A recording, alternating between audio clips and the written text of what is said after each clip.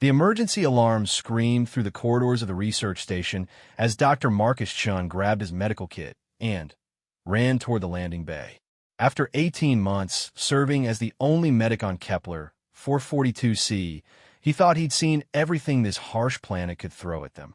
The red-orange sky always looked angry here, and the thin atmosphere made every breath feel like work. But today something was different.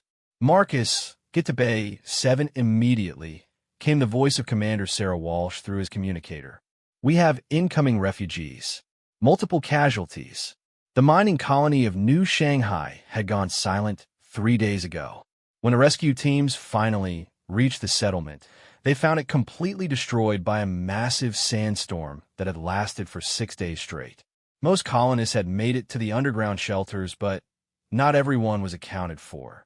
Marcus pushed through the airlock into Bay 7 and stopped dead in his tracks. The rescue shuttle had just landed, and as the ramp lowered, he saw something that made his heart sink. 5 small figures huddled together in the corner of the cargo bay, wrapped in emergency blankets that were far too big for them. They couldn't have been older than 6 or 7 years old. "Found them in the ruins of the Eastern District," said Captain Rodriguez as he helped unload supply crates. Building collapsed around them, but somehow they survived in a small pocket. Been alone for almost a week. Marcus approached slowly, the way he'd learned to do with frightened animals during his veterinary training before switching to human medicine. The children were clearly sisters, all with the same dark hair and large brown eyes that seemed too old for their young faces. The oldest girl held the others protectively behind her, watching Marcus with obvious suspicion. "Hello there," Marcus said softly, kneeling down to their eye level. "I'm Dr. Chen. I'm here to help. Are any of you hurt?" The oldest girl, who couldn't have been more than 7, stepped forward slightly. "We don't need help from humans," she said in accented English, though her voice shook with exhaustion and fear. Marcus noticed immediately that all 5 girls had unusual physical features. Their skin had a slight golden tint, and there were small, scale-like patterns along their necks and arms. Most striking were their eyes, which had vertical pupils like a reptile's and seemed to shimmer in the artificial light of the bay. These are Drachmary children, he realized. The dragon people, as some colonists called them, though never to their faces. They were refugees from the Andromeda sector who had fled their dying homeworld 15 years ago. Many had settled in the outer colonies where they faced less discrimination, but it was still common for human settlements to treat them as second-class citizens. "What are your names?" Marcus asked gently, pulling out his scanner to check for injuries. The oldest girl hesitated, then said, "I am Zara. These are my sisters, Kira, Naya, Senna, and little Ava." She pointed to each girl in turn. The youngest, Ava, couldn't have been older than 4 and was clearly running a fever. "Zara, that's a beautiful name," Marcus said, keeping his voice calm and reassuring. "I need to check if everyone is okay. May I scan for injuries? It won't hurt, I promise." The scanner beeped as he waved it over each child. Dehydration, malnutrition, and several minor cuts and bruises, but nothing life-threatening except for little Ava's fever. However, when he tried to approach her with the scanner, she whimpered and hid behind Zara. "She's scared of humans," Kira explained. She appeared to be about 6 years old and had a small bandage wrapped around her left arm. "Bad men came to our settlement sometimes. They said dragon children shouldn't be in human schools." Marcus felt anger rise in his chest, but he pushed it down. Getting emotional wouldn't help these children right now. "Well, I'm not like those men," he said firmly. "And this is a safe place. No one will hurt you here." Commander Walsh entered the bay with a datapad in her hand. "Dr. Chun, I need to speak with you," she said, her expression grim. Marcus stood and moved a few steps away from the children, though he kept them in sight. "What is it, Commander?" "I've been trying to contact relatives or guardians for these children," Walsh said quietly. According to the colony records, their parents were Dr. Elias and Dr. Maya Thorne, both xenobiologists studying the local ecosystem. "Were?" Marcus asked, though he already suspected the answer. Their research station was in the direct path of the storm. The building was completely destroyed, and we found 2 bodies in the wreckage. DNA confirms they were the parents. Marcus closed his eyes for a moment. When he opened them, he looked back at the 5 girls who were still huddled together, unaware that they were now completely alone in the universe. "What happens to them now?" he asked. "That's the problem," Walsh said. "I've contacted social services on 3 different worlds. None of them will take Drachmary children. They all have various excuses, but the truth is obvious. No one wants to deal with non-human orphans." "That's insane," Marcus said, his voice rising slightly. "They're just children." "I know, but the law is complicated when it comes to interspecies adoption. And, frankly, most human families aren't interested in adopting Drachmary kids. There's too much prejudice." Marcus looked at the girls again. Zara had noticed their conversation and was watching him with those large, intelligent eyes. She was clearly trying to be strong for her sisters, but he could see the exhaustion and fear she was fighting to hide. "How long do they have?" Marcus asked. "Transport leaves in 6 hours," Walsh said. "If we can't find placement by then, they'll be sent to a refugee camp on Titan Station. It's not a good place for children, especially not Drachmary children." Marcus had heard about Titan Station. It was overcrowded, underfunded, and had a reputation for being more like a prison than a refugee center. Children who went there rarely came out with any hope for a better future. 6 hours, he repeated. "I'm sorry, Marcus. I know you have a soft spot for kids, but there's nothing more we can do." As Walsh walked away, Marcus returned to the children. Zara immediately straightened up, trying to look brave. "Doctor, what will happen to us?" she asked. Marcus knelt down again, looking into her eyes. He could see intelligence there, and strength that no 7-year-old should have to possess. "I don't know yet," he said honestly, "but I promise you this. I will not let anything bad happen to you or your sisters." "Okay." Zara studied his face for a long moment, then nodded slightly. "Our parents taught us not to trust humans easily," she said. "But you seem different." "I hope I am," Marcus said. "Are you hungry? When's the last time you ate?" 3 days ago, Kira said quietly. "We found some emergency rations in the ruins, but they ran out yesterday." Marcus felt his heart clench. "Well, let's fix that right now. The cafeteria makes excellent soup, and I think they have some cookies too." As he led the 5 girls through the corridors of the station, Marcus noticed how other personnel stared at them. Some looked curious, others seemed uncomfortable, and a few appeared openly hostile. He made a mental note of who fell into which category. The station cafeteria was nearly empty at this hour, which Marcus was grateful for. He didn't want the children to face any more stares or whispered comments. The cooking staff, led by a kind woman named Rosa, immediately took charge when they saw the situation. "Pobrecitas," Rosa murmured in Spanish as she ladled soup into 5 small bowls. "These little ones look like they haven't eaten in days." The children ate carefully at first, as if afraid the food might disappear. But as they realized no one was going to take it away, they began to eat with the hunger of children who had been starving. Marcus watched Zara make sure each of her sisters had enough before taking seconds for herself. "Zara," Marcus said gently, "how long have you been taking care of your sisters?" "Since Mama and Papa went to the research station," she said between spoonfuls of soup. "They said they would be back in 2 days, but then the storm came. I knew we had to hide, so I took everyone to the basement of our building." "That was very smart," Marcus said. "You probably saved all their lives." Zara's eyes brightened slightly at the praise. "Papa always said I was good at solving problems.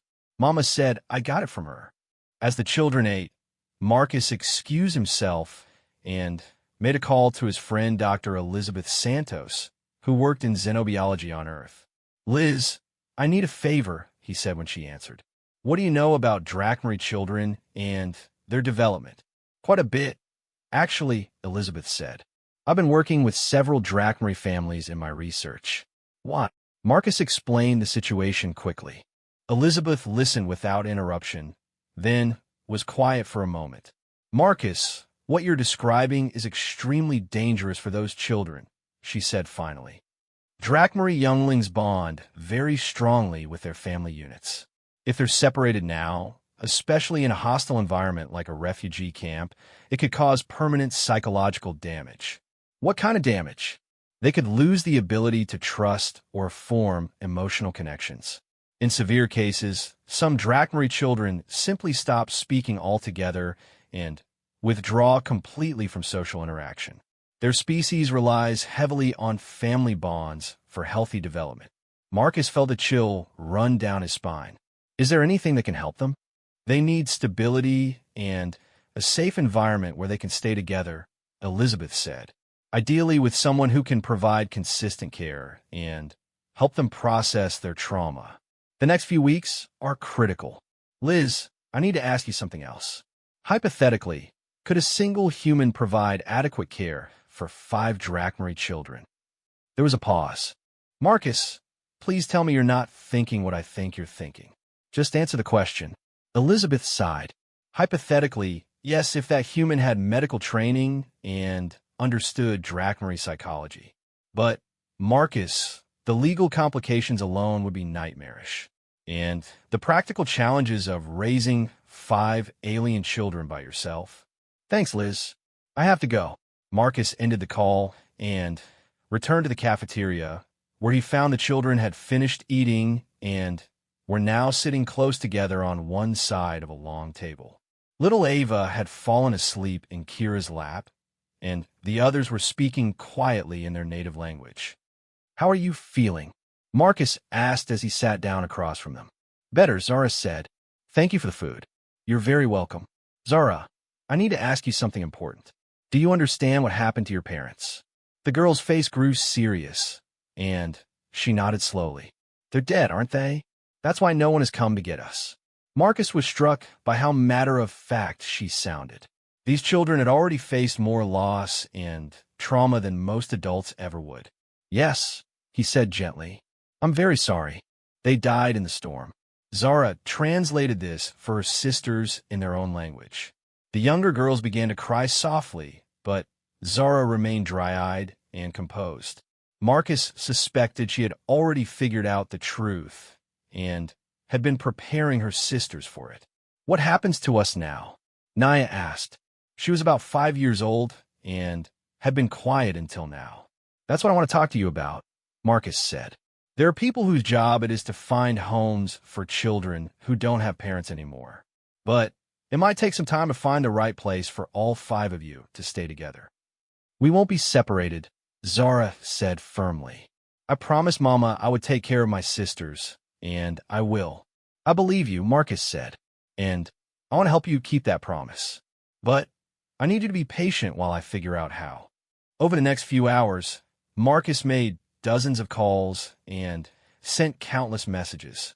He contacted every adoption agency, refugee organization, and Drachmarie community group he could find. The responses were all variations of the same theme. No resources available, no facilities equipped for Drachmarie children, no families prepared to take on 5 orphans at once. As the deadline approached, Marcus realized he was out of options. In 2 hours, the transport would arrive to take the children to Titan Station, where they would likely be separated and lost in the system forever. He found Commander Walsh in her office, staring at her own pile of unsuccessful contacts. Any luck? She asked hopefully. None, Marcus said. Sarah, I want to apply for emergency guardianship. Walsh looked up sharply. Marcus, you can't be serious. You're a single man with no experience raising children, let alone 5 alien orphans. I'm a medical doctor with xenobiology training, Marcus said. I have a stable job and a clean record. And, most importantly, I'm the only person willing to step up for these kids. The paperwork alone would take weeks, Walsh protested. And there's no guarantee it would be approved. Then, we file for temporary emergency custody, Marcus said, just until we can find a better solution. Walsh shook her head. Marcus, I admire what you're trying to do, but you're not thinking this through. These children need specialized care. They need to be with their own kind. Their own kind are dead or scattered across the galaxy, Marcus said bluntly. Right now, they need someone who gives a damn about whether they live or die. And apparently that's me. The two friends stared at each other for a moment. Finally, Walsh sighed. Even if I approve the emergency paperwork, where would you house them? Your quarters are barely big enough for one person. The old xenobiology lab in Section C has been empty for months, Marcus said. It's got living space attached for researchers. We could convert it into temporary housing. Marcus, this is crazy. Maybe, but it's better than sending 5 traumatized children to a refugee camp where they'll be treated like animals. Walsh was quiet for a long moment, then pulled up her computer terminal. I'll file the emergency guardianship paperwork, she said. But, Marcus, this is temporary. You need to find a real solution for these kids.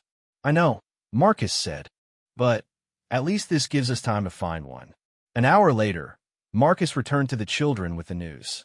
They were still in the cafeteria, though it was now busy with the dinner crowd. He noticed that several station personnel had gone out of their way to avoid sitting near the Drachmary children. Zara, girls, I have some news, he said as he sat down with them. They all looked at him expectantly, even little Ava, who had woken up from her nap. You're going to stay here on the station with me for a while, Marcus said, just until we can find a permanent home where you can all stay together. The children looked at each other, communicating in rapid Drachmary. Finally, Zara turned back to him. You want to take care of us? She asked, suspicion clear in her voice. I want to make sure you're safe, Marcus said, and that you stay together as a family. What? Kira asked. We're not your children. Marcus thought about how to answer that. Because it's the right thing to do, he said simply. And because every child deserves someone who will fight for them. Zara studied his face again with that unnerving intensity. Our parents taught us to be careful of humans who make big promises, she said. That's good advice, Marcus agreed. So I won't make you any promises I can't keep. But I will promise you this. As long as you're with me, you'll be fed, you'll be safe, and you'll stay together. Can you live with that? The girls conferred again in their own language. Marcus caught a few words he recognized from his xenobiology studies, but not enough to follow the conversation. Finally, Zara nodded. We will try, she said. But if you change your mind about us, I won't, Marcus said firmly, as he led the children to their new temporary home in the converted lab. Marcus wondered what he had just gotten himself into. He was a bachelor who had never so much as owned a pet, and now he was responsible for 5 traumatized alien children who had every reason not to trust him. The living quarters attached to the old lab were Spartan but functional. There were 3 small bedrooms, a common area, and a kitchenette. Marcus had managed to scrounge up some basic furniture and bedding from storage. It's not much, he said as he showed them around, but it's yours for as long as you need it. The children explored their new space cautiously. Marcus noticed that they stayed close together, never letting more than a few feet separate them from each other. Zara, he said, I know this is all very strange and scary. If you need anything, or if you have any problems, you can call me anytime, okay? Day or night. She nodded solemnly.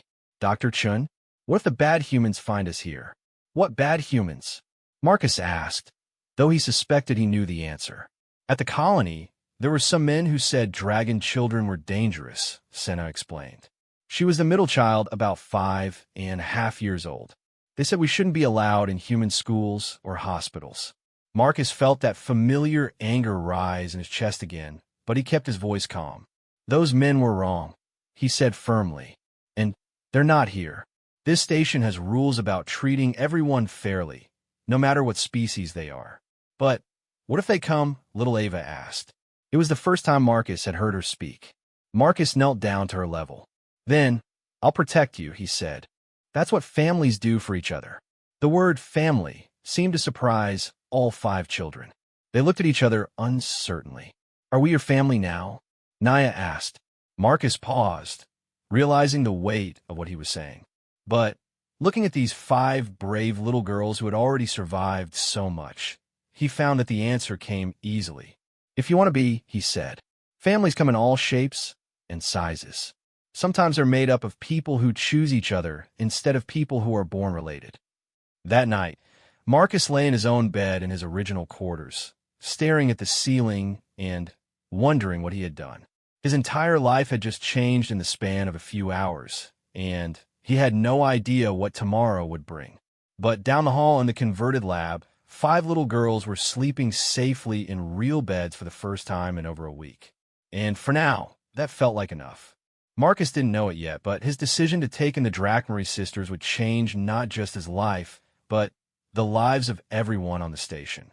The children he thought he was saving would end up saving him in ways he never could have imagined. As he finally drifted off to sleep, Marcus's last thought was of Zara's eyes and the fierce protectiveness he had seen there.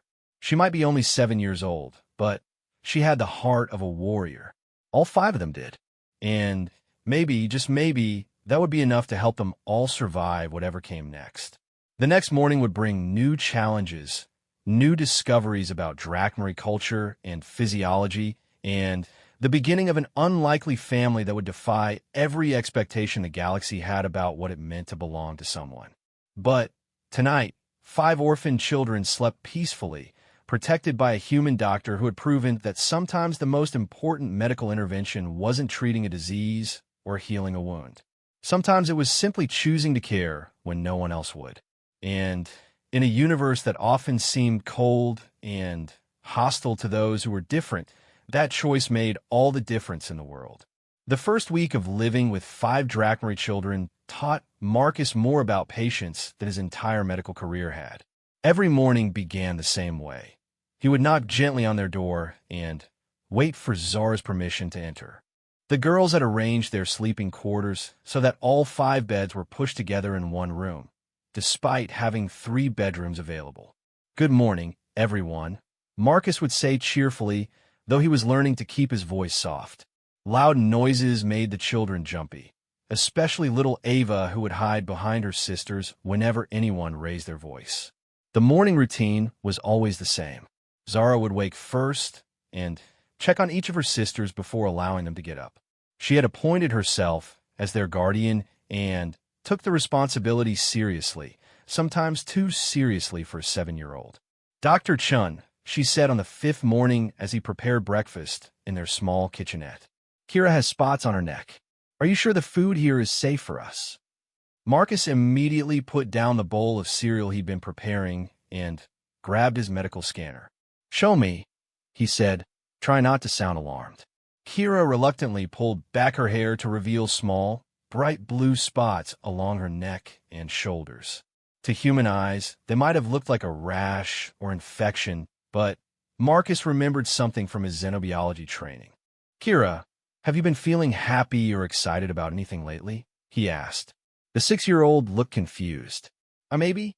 Naya, and I found a really interesting rock yesterday in the garden area." Marcus smiled and put away his scanner.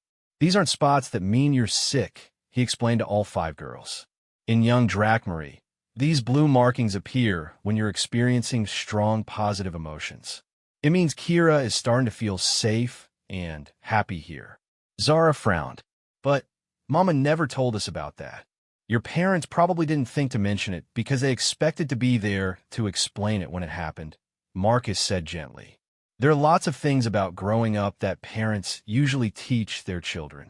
Since I'm taking care of you now, I'll have to learn about Drachmarie development so I can help you understand the changes in your bodies."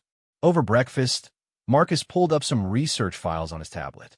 According to this, the blue markings are completely normal and will fade after a few hours. But they'll keep appearing whenever you feel strong positive emotions until you're about 10 years old. "Do humans have anything like that?" Senna asked curiously. "Not exactly," Marcus said, "but human children do grow and change in ways that can seem scary if no one explains what's happening. That's why I want you to always tell me if you notice anything different about how you feel or how your body is changing. Okay." The children nodded solemnly. Marcus was learning that they took everything very seriously, probably because they'd been forced to grow up too fast. Later that morning, Marcus had his first real crisis as a guardian. He was in the medical bay, treating a worker who'd burned his hand in the engine room when his communicator buzzed with an emergency signal from the children's quarters. Dr. Chun, please come quick. Zara's voice was tight with panic. Something's wrong with Ava. Marcus excused himself and ran through the corridors, his heart pounding.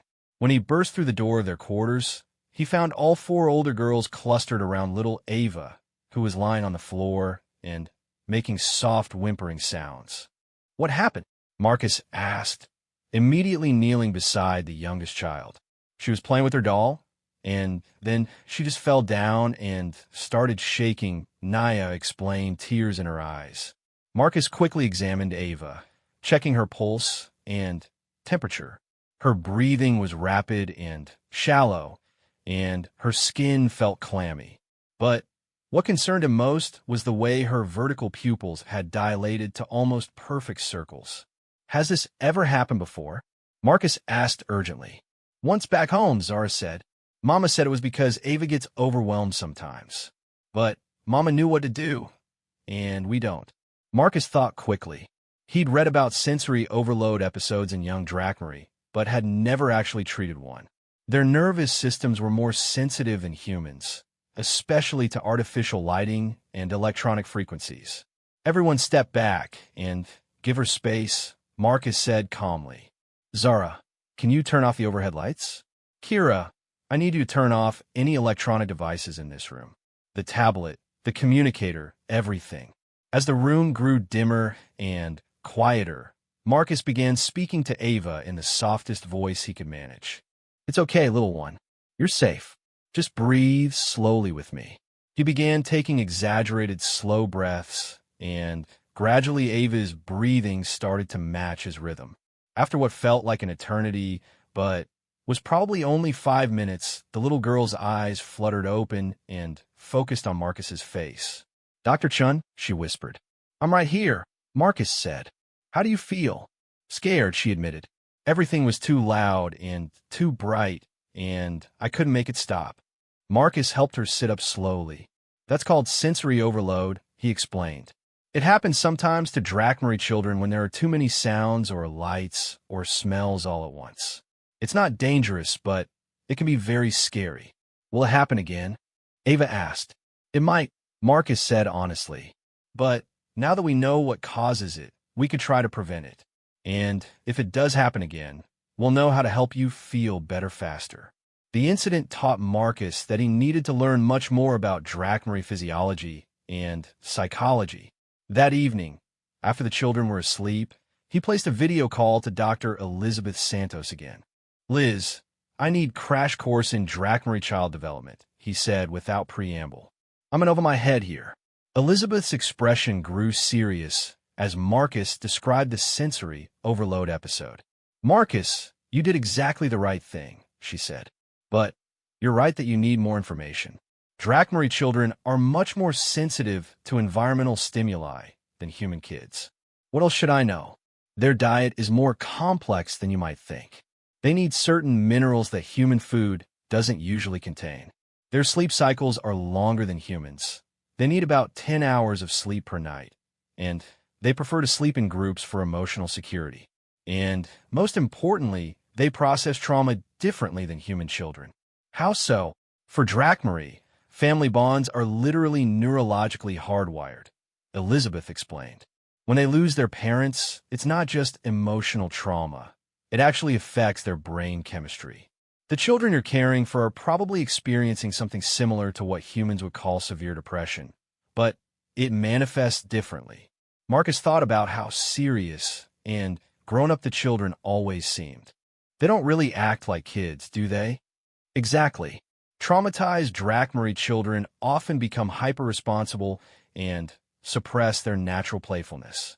They'll need very specific kinds of therapy and support to heal properly. Liz, I have to ask you something, and I need you to be completely honest with me. Am I doing more harm than good here? Should I be trying harder to find them a Drachmarie family to take them in? Elizabeth was quiet for a moment. Marcus, I've been researching since you called me last week. There are fewer than 50 Drachmarie families in this sector of the galaxy, and most of them are struggling just to survive themselves.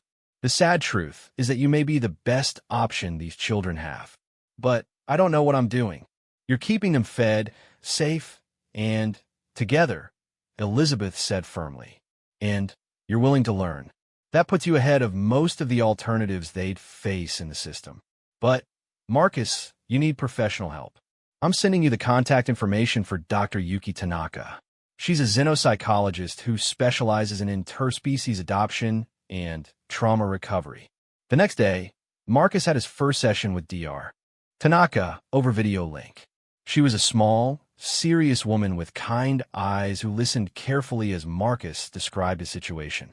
Mr. Chun, what you've undertaken is both admirable and extremely challenging, she said. These children have experienced multiple traumas, the loss of their parents, abandonment by their community, and now adaptation to a completely different cultural environment. How can I help them heal? First, you need to establish consistent routines and clear boundaries. Traumatized children need predictability. Second, you need to allow them to be children again. From what you've described, they're all acting much older than their chronological ages. How do I do that when they're responsible for each other's survival? Very carefully and very gradually, Dr. Tanaka said. Start by taking over some of the responsibilities that Zara has assumed. Show them through your actions that they can trust you to keep them safe, so they don't have to do it themselves. Marcus began implementing Dr. Tanaka's suggestions immediately. He established a strict routine. Breakfast at 0800, educational activities in the morning, lunch at 1200, free play time in the afternoon, dinner at 1800, and bedtime at 2000. He made sure the lighting in their quarters was adjusted to be more comfortable for Drachmarie eyes, and he requisitioned special mineral supplements to add to their food. But the biggest change was in how he interacted with Zara. Instead of always addressing her as the leader of the group, Marcus began asserting his own authority gently, but firmly. Zara, I need to talk to Kira about her medication, he said one morning when the 7-year-old tried to answer for her sister. You can listen, but I need to hear from Kira directly. It was a small thing, but Marcus noticed that Zara's shoulders relaxed slightly when she realized she didn't have to have all the answers. The first sign of real progress came 2 weeks later. Marcus was in the medical bay when he heard the sound of laughter coming from the children's quarters. Actual, genuine laughter, something he hadn't heard since they'd arrived on the station. He found the source of the noise in the common area, where Naya and Senna were engaged in what appeared to be an impromptu dance-off while their sisters cheered them on. Even serious Zara was smiling, and little Ava was giggling and clapping her hands. What's the occasion? Marcus asked, trying not to grin too widely and embarrass them. Naya found a music station that plays Drachmarie songs, Kira explained excitedly. We haven't heard music from home since before. Marcus felt his chest tighten with emotion. Well, don't let me stop you, he said. In fact, may I watch? I'd love to learn more about Drachmarie culture. The girls looked at each other uncertainly. You really want to see our dancing? Senna asked. Very much, Marcus said. If you don't mind teaching a clumsy human. What followed was one of the best hours Marcus had experienced since becoming a guardian. The girls took turns showing him traditional Drachmarie dances, giggling at his awkward attempts to copy their graceful movements. They taught him words in their language and told him stories about the festivals and celebrations from their homeworld. Our mama was a really good dancer, Ava said as they all sat catching their breath afterward. She used to dance with us every night before bed. Would you like to tell me about her? Marcus asked gently, and so began the first of many conversations about the children's parents and their life before the tragedy. Marcus learned that Dr. Maya Thorne had been a renowned xenobotanist who studied how different species plants could be cross-cultivated. Dr. Elias Thorne had been a climatologist working on terraforming techniques. They met at university on Andromeda Prime, Zara explained. Mama said it was unusual for Drachmarie to study on human worlds, but they both wanted to learn everything they could about other species. They sound like remarkable people, Marcus said. They were, Kira said proudly. They taught us that being different from other people isn't something to be ashamed of. They said diversity makes the galaxy stronger. Marcus filed that philosophy away in his mind. It was clearly something he needed to reinforce with these children who were growing up in a universe that often treated them as second-class citizens. The breakthrough in their relationship came during the third week, when Marcus fell ill with a respiratory infection that was going around the station. He tried to hide it, not wanting to worry the children, but his efforts to conceal his symptoms only made them more anxious.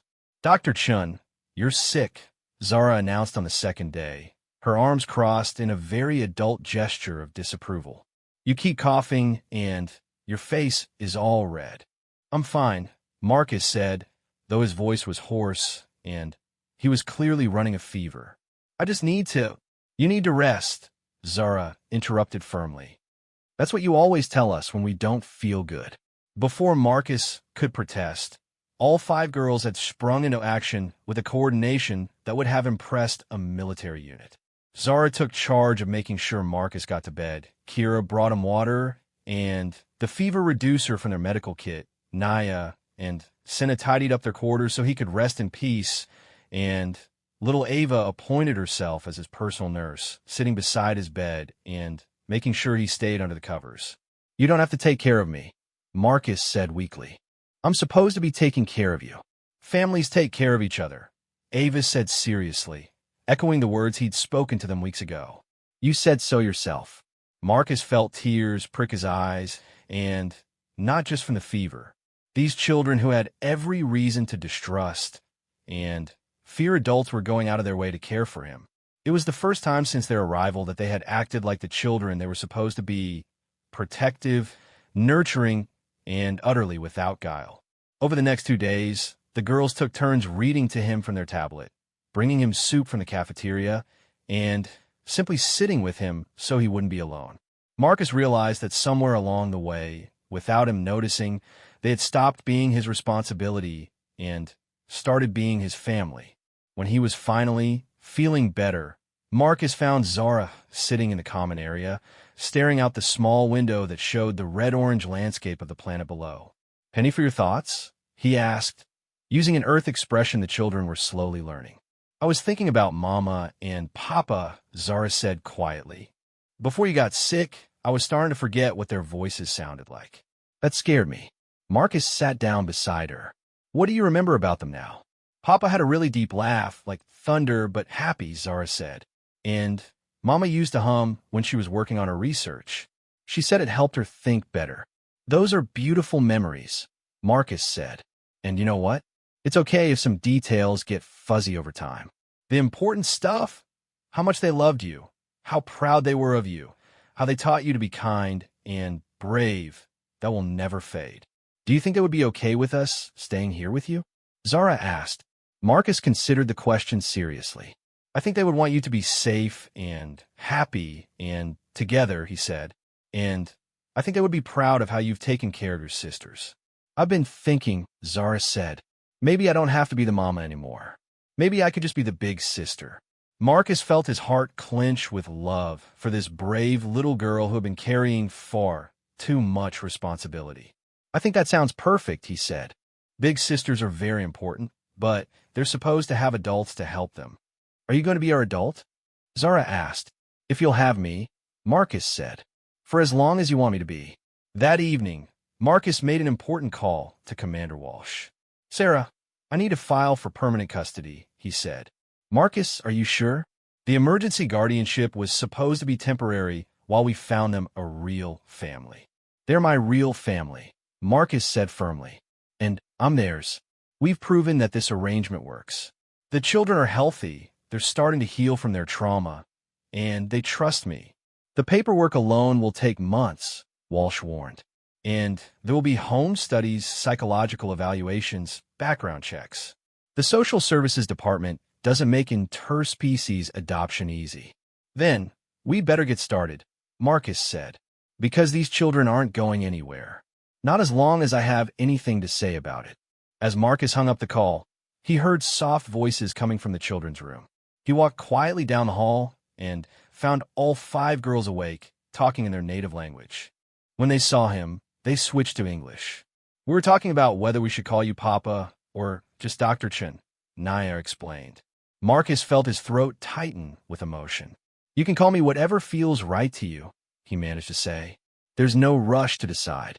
"What if we called you Papa Chun?" little Ava suggested. "That way you're both our papa and our doctor."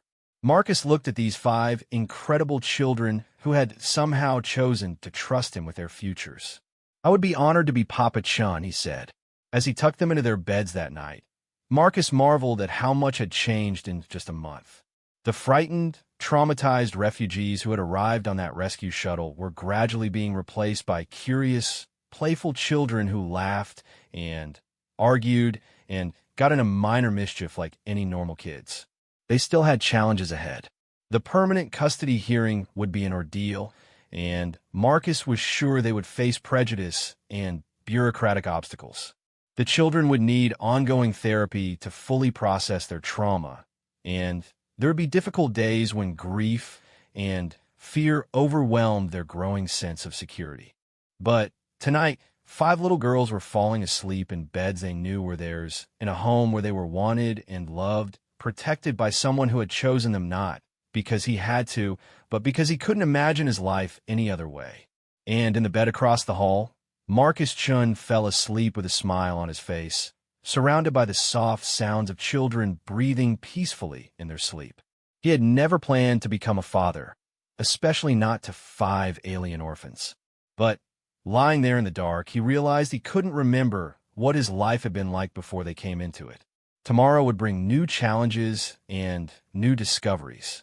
But tonight, they were simply a family, unusual, unconventional, and absolutely perfect exactly as they were. The custody hearing was scheduled for a cold Tuesday morning in March, 6 months after Marcus had first taken in the 5 Drachmary sisters. As he adjusted his formal uniform and checked his appearance one last time, Marcus tried to calm the nervous energy that had been building for weeks. "Papa Chun, are you scared?" little Ava asked from where she sat on his bed, swinging her legs nervously. She had taken to calling him Papa Chun exclusively now, and the other girls had gradually followed suit. "A little bit," Marcus admitted, sitting down beside her. "But mostly I'm excited.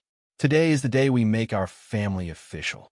The children were dressed in their best clothes, which Marcus had specially ordered to accommodate their unique physiology. Drachmary children needed clothing that didn't restrict the small ridges along their spines, and the synthetic fabrics that humans preferred often irritated their sensitive skin. "What if they say no?" Zara asked. Even at 8 years old now, she still carried the weight of worry that had settled on her shoulders during those first terrible days after their parents' death. "Then, we'll appeal the decision," Marcus said firmly. "And if that doesn't work, we'll appeal again. I'm not giving up on our family, Zara. I promise you that." The past 6 months had been filled with bureaucratic challenges that would have defeated a less determined person. Social services had required extensive background checks, psychological evaluations, home studies, and interviews with everyone who interacted regularly with Marcus and the children. The process had been invasive, exhausting, and occasionally humiliating. But it had also been illuminating.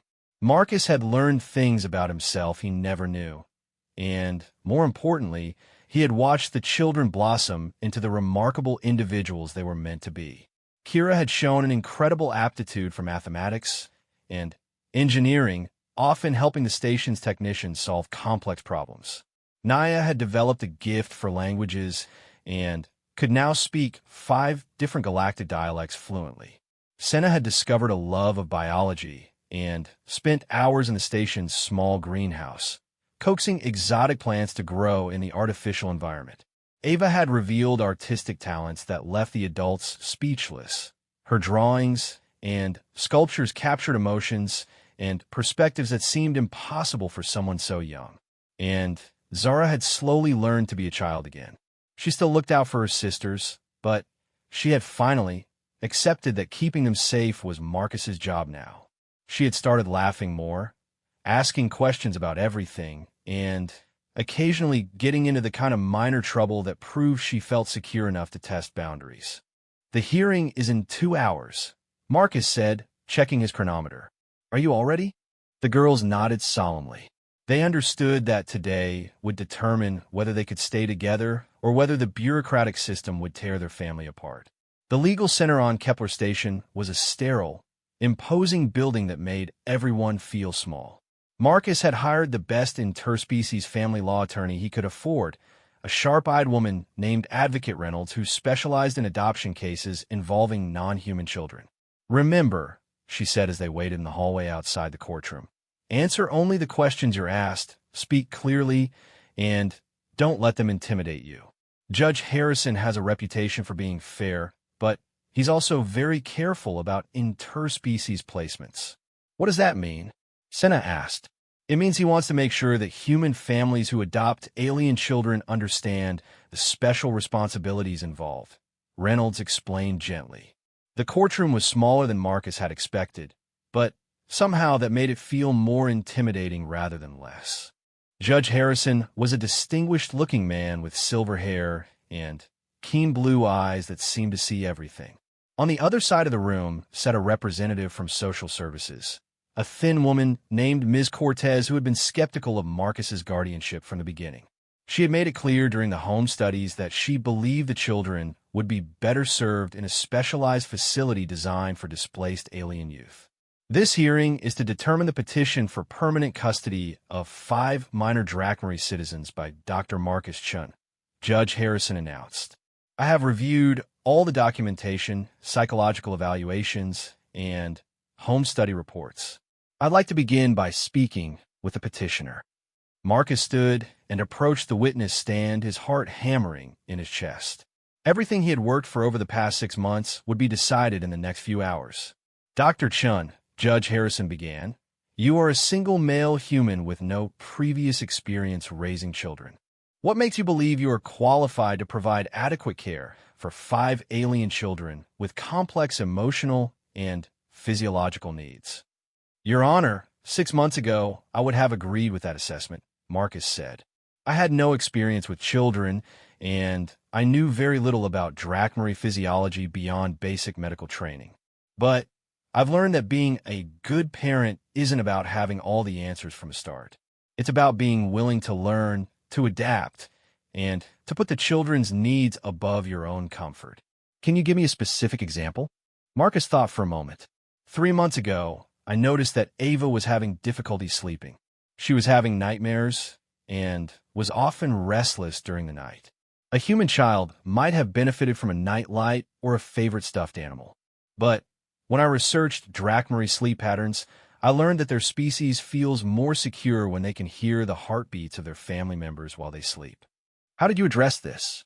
"I installed a specialized sound system in their quarters that plays recordings of Drachmarie family groups sleeping. The sounds are too subtle for human ears to detect, but they help Ava and her sisters feel safe. Within a week, the nightmares stopped." Judge Harrison made a note. "Ms. Cortez, you may question the witness." The social services representative stood and approached with a file full of papers. "Dr. Chun, isn't it true that during your psychological evaluation, you admitted to having no long-term plan for these children's cultural education?" "That's correct," Marcus said. "But that doesn't mean I don't have a plan now." "Please explain." Marcus straightened in his chair. "I've established regular video calls with Dr. Elias Thorne's sister on New Andromeda. Aunt Lyra has been teaching the girls about their cultural heritage and family history.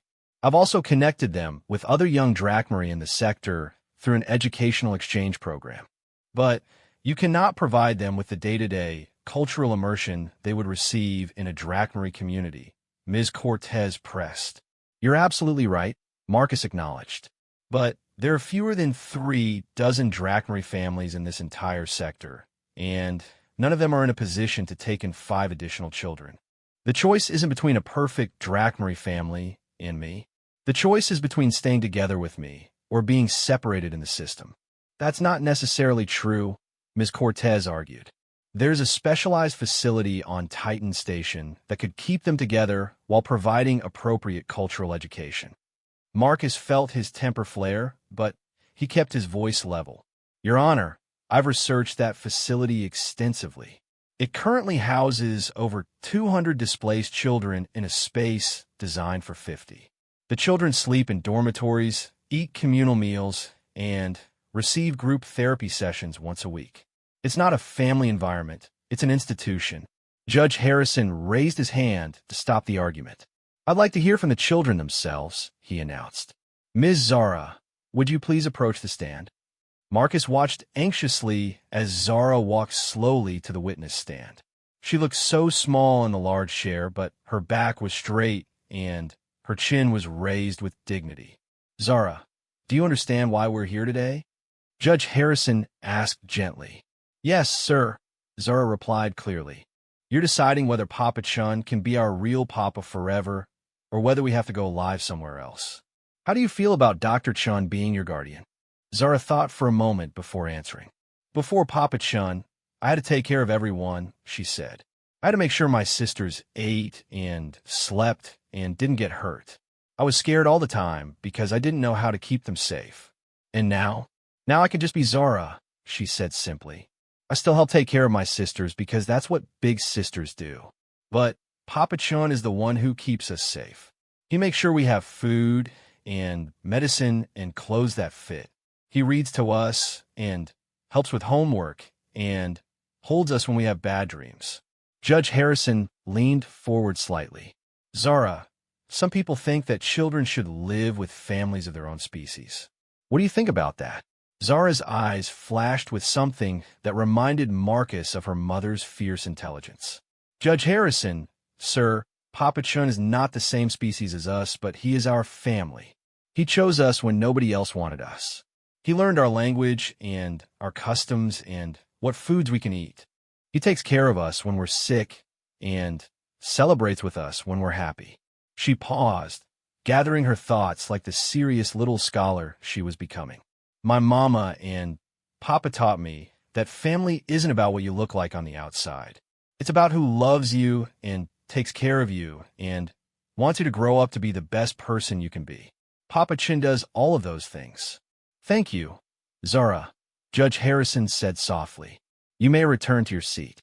One by one, Judge Harrison called each of the girls to testify. Kira spoke about how Marcus encouraged her interest in engineering and had arranged for her to attend advanced mathematics classes with the station's children. Naya talked about the language lessons Marcus took with her so they could practice new dialects together. Senna described the garden project they had started, where Marcus helped her cross-pollinate plants from different worlds to create new hybrid species. But it was little Ava's testimony that brought tears to Marcus's eyes. "What would you like to tell me about Dr. Chun?" Judge Harrison asked the youngest girl. "Papa Chun give the best hugs," Ava said seriously. "When I have my loud light attacks, he makes everything quiet and dark and stays with me until I feel better. And he never gets mad when I have accidents or break things." "Has he ever made you feel unsafe or unhappy?" Ava looked puzzled by the question. "No, sir. Papa Chun keeps the monsters away." "What monsters?" "The scared feelings inside my head," Ava explained. "Before Papa Chun, the scared feelings were very loud and made me hide all the time. But now, when they come, Papa Chun helps them go away." After the children's testimony, Judge Harrison called several character witnesses. Commander Walsh spoke about Marcus's dedication and the positive changes she had observed in the children. Dr. Tanaka, the xenopsychologist, testified remotely about the children's remarkable progress in therapy and their strong attachment to Marcus. The most powerful testimony came from Dr. Elizabeth Santos, who had flown in from Earth specifically for the hearing. "Your Honor," she said, "I have been studying interspecies family dynamic for over 15 years. What Dr. Chun has accomplished with these children is extraordinary, not because he is human raising Drachmary children, but because he has created a genuinely healthy family unit in the aftermath of severe trauma." "Can you elaborate on that?" "When these children first lost their parents, they were exhibiting classic signs of complex trauma, hypervigilance, emotional numbing, and inappropriate assumption of adult responsibilities. 6 months later, they're thriving. They play, they laugh, they express emotions appropriately for their ages, and they have formed secure attachments. This level of recovery is rare and speaks to the quality of care they have received. Ms. Cortez cross-examined Dr. Santos extensively, trying to find weaknesses in her assessment, but the xenopsychologist's expertise was unassailable. Finally, Judge Harrison called a recess to consider his decision. Marcus and the girls waited in the hallway, all of them too nervous to eat the sandwiches Advocate Reynolds had brought. "Papa Chun," Ava whispered, "what happens if the judge says no?" Marcus knelt down to her level. "Then, we'll figure out another way to stay together," he said. "I promised you that first night that I wouldn't let anything bad happen to you, and I meant it." When court reconvened an hour later, Judge Harrison's expression was unreadable. "This case has required me to consider complex questions about interspecies families, cultural preservation, and the best interests of children who have experienced significant trauma," he began. "I have reviewed extensive documentation and heard compelling testimony from multiple witnesses." Marcus held his breath, feeling Zara's small hand slip into his. "Ms. Cortez has raised valid concerns about cultural education and the challenges of raising children across species lines. However, the evidence before me demonstrates that Dr. Chun has not only addressed these concerns, but has exceeded the standards we would expect from any adoptive parent."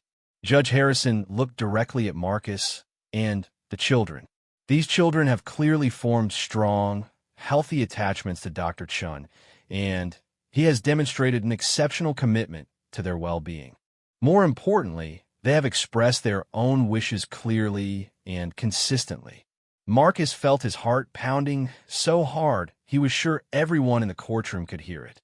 After careful consideration, Judge Harrison continued, "I am granting Dr. Marcus Chun full permanent custody of Zara, Kira, Naya, Senna, and Ava Thorne. The adoption is hereby finalized." The courtroom erupted in quiet celebration. The girls all began talking at once in excited whispers, while Marcus felt tears streaming down his face. Advocate Reynolds was shaking his hand and saying something about paperwork, but Marcus could barely process the words. "Papa!" Ava shouted, launching herself into his arms. "Does this mean we get to stay forever?" "Forever and always," Marcus said, his voice thick with emotion. "You're stuck with me now." The celebration continued back at their quarters, where the entire medical staff and several other station personnel had gathered to congratulate the new family. Rosa from the cafeteria had made a special cake decorated with both human and Drakmary symbols. Commander Walsh presented Marcus with official documentation, making him the children's legal father. As the evening wound down and the guests departed, Marcus found himself alone with his daughters, a word that still made his heart skip with joy, in their common area. "Girls, there's something I want to tell you," he said as they all gathered around him on a large couch they had pushed together for family meetings. "Before you came into my life, I thought I knew what happiness was. I had a good job, good friends, a comfortable life. I thought that was enough." He looked at each of their faces, these 5 incredible souls who had changed everything. "But I was wrong. I didn't know what real happiness was until I became your father. You've taught me that family isn't something you're born into. It's something you choose, something you build together, something you fight for." "Papa Chun," Zara said softly, "we want to tell you something too." The 5 girls exchanged glances, communicating in that wordless way that families develop. "We talked about it," Kira continued, "and we want to change our names." Marcus felt a moment of panic. "You want to change your names? But your parents gave you those names." "No, Papa, Niall Gid. We want to add to our names. We want to be Zara Chun, Kira Chun, Naya Chun, Senna Chun, and Ava Chun. We want to have your name too," Senna explained. "So everyone knows we're really your daughters." Marcus felt fresh tears threatening to spill over. "Are you sure? Your parents' surname is important too." "We'll keep Thorne as our middle names," Zara said with the practical wisdom that made Marcus so proud of her. "So we'll be Zara Thorne Chun and Kira Thorne Chun, and so on. That way we honor our first parents and our Papa Chun." I think that's perfect, Marcus managed to say. Later that night, as Marcus tucked each of his daughters into their beds, he marveled at the journey that had brought them all together. A year ago, he had been a bachelor doctor with no family beyond his colleagues and friends. Tonight, he was the father of 5 brilliant, beautiful, brave children who had chosen him just as surely as he had chosen them. Papa, Chen. Ava called softly from her bed. Yes, sweetheart. Will you tell us the story about the day we became a family? Marcus smiled and settled into the chair he had placed between their beds for exactly this purpose. It had become a bedtime tradition, this retelling of their origin story, and he never got tired of it. Once upon a time, he began, there were 5 dragon princesses who were very far from home and very scared. They didn't know if anyone would ever want to take care of them again. As he told the familiar story, Marcus watched his daughter's eyes grow heavy with sleep. These children who had survived so much trauma, who had faced abandonment and prejudice and loss, were finally safe. They had a home, a family, a future full of possibilities. The bureaucratic process was finally over, but the real journey, the daily adventure of raising 5 Drachmary daughters in a galaxy that didn't always understand or accept interspecies families, was just beginning. There would be challenges ahead. The girls would face discrimination and prejudice as they grew older. There would be identity struggles and cultural questions that Marcus couldn't answer alone. They would need ongoing support and therapy to fully heal from their early trauma. But tonight, none of that mattered. Tonight, 5 little girls were falling asleep, surrounded by love, protected by someone who had proven that family is created by choice, commitment, and unconditional love. And in a room across the hall, Dr. Marcus Chun, Papa Chun, fell asleep with a smile on his face, dreaming of school plays and birthday parties and graduation ceremonies, of watching his daughters grow into the remarkable women they were destined to become. 6 months ago, he had thought he was saving 5 orphan children. But as he drifted off to sleep, Marcus realized the truth. They had saved him. They had given him a purpose, a family, and a love deeper than anything he had ever imagined possible. In the morning, they would wake up as the Chun family, officially and permanently. But in every way that mattered, they had been a family from that very first night when 5 frightened little girls had chosen to trust a human doctor who promised to keep them safe. And Marcus had kept that promise, just as he would keep all the promises yet to come. Because that's what fathers do. They show up, they stay, and they love without conditions or reservations. The Dragon Girls had found their hope in an unexpected place, and in doing so, they had given hope right back to the man who became their Papa Chun.